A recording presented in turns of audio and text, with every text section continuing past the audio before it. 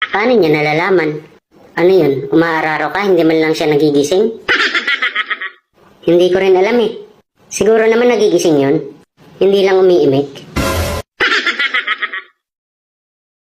Ayos ah. Ibang klase ka pare.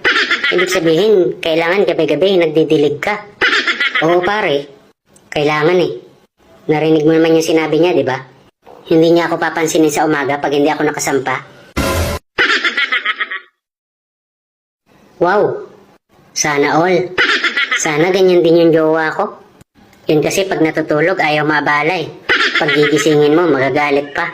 Kaya ayun. Kahit gustong gusto ko, hindi ako maka-score.